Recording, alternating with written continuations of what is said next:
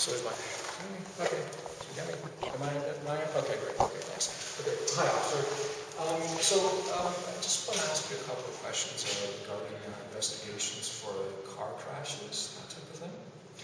When you investigate them, do you ever investigate the possibility of a car being hacked and controlled? Are you referring to a specific case that you're involved in, or these general questions? Not that I'm involved in, but there is a specific case that I suspect someone I know may be involved in.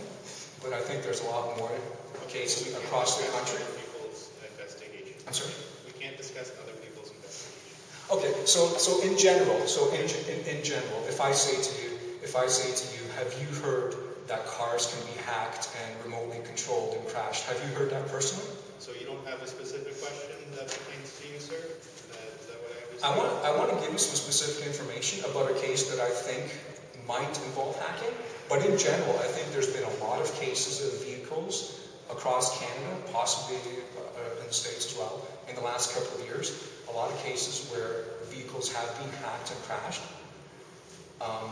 But can I ask you, do you have orders from higher up that you're not allowed to talk about this? No, I just explained it to you, sir. No, you didn't. You didn't tell me your personal opinion. Yes, I did. Well, I'm not here to give you, you're not here for my personal opinion. Well, why not? How about your professional opinion? I've explained it to you, sir. Is there something else I can help you with? Okay, so do you personally agree? Sir, Do you agree that cars can be my hacked? personal opinion. I'm at the front desk with A professional opinion. Exactly. And I've Okay. already explained that to you. Is there anything else? Okay, I'm confused because I don't remember hearing whether or not your professional opinion says that cars may be prone to hacking. Is that a yes or a no or a maybe? Sir, I've already answered that question. Okay, just because you don't like the answer. No.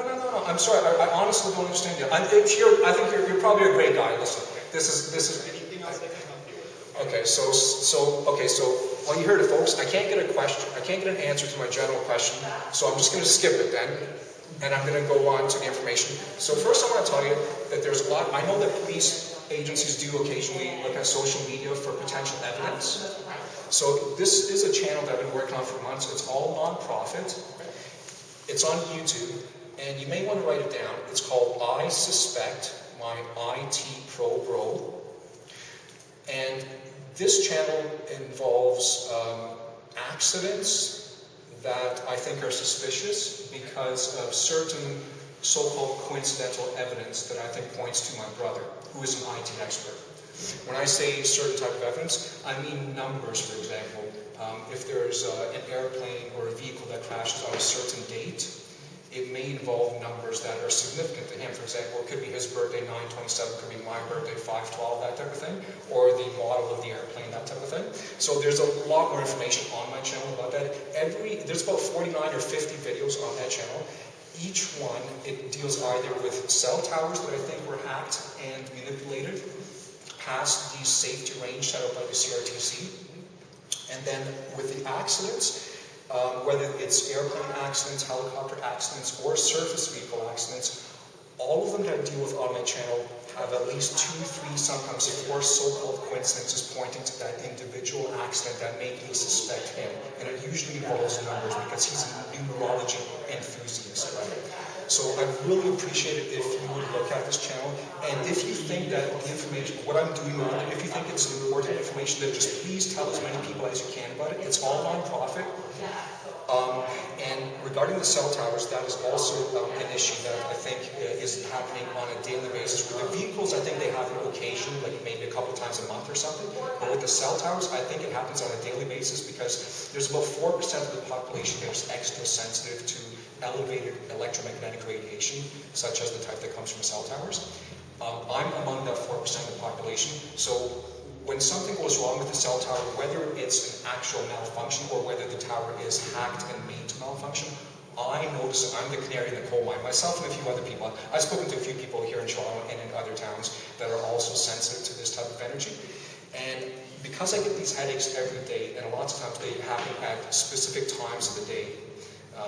For example, it could be 5/12, which would represent my birthday. It could be 9/27, which would represent my brother's birthday. That type of thing. There's a couple of different exactly numerology. So that also strongly makes me suspect my brother is behind the cell tower hacks.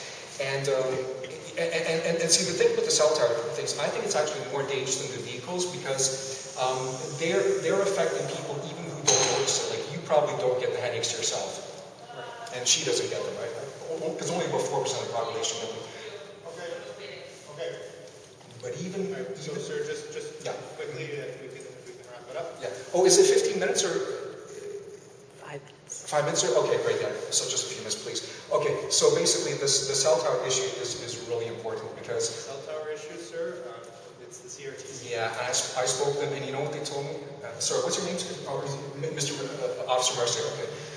So, Officer Mercier, what the CRTC told me is that I should complain to the phone company that owns the cell towers. And I told them I'm not going to get anywhere with them because when I complained about my phones being hacked that were on that carrier, they basically told me that they don't get hacked. So they deny being hacked, right? And so the CRTC, they tell me that they do periodic checks at the towers, but they wouldn't specifically do checks for me even though I said that I'm getting these symptoms, right? And other people are getting the symptoms, right? So, but I want to tell you, so basically, because we've got to wrap it up in a couple minutes, yeah, okay, so I want to tell you about the case, the specific case in Toronto that I think is also a product of a hack. Right, but sir, what I said at the start, right, if it's not an investigation that directly involves you, we're not going to... Okay, you're not going to comment on it? Okay, but just please look into it, is all I'm asking, right? Please look into it. The car that went into the lake, a week or two, remember that story in the news where the car went into the lake, there was an accident, the car went through the ice? Sir, I'll take a look at that. Yeah. Okay. Yeah. Okay. Great. Okay. Yeah. Right now, I don't have a video about that one on there, but I will in the near future. I will in the near future, and I would just ask. Okay. Okay. Thank you. Have a good day. Okay. All right. Well, thank you very much, Patricia, for doing. Did you press the button, or is it still going? Okay. Okay. All right. Well, that's it then. That's I tried to get as much information as I could, and that's all for now. Thanks. See you next time. Bye.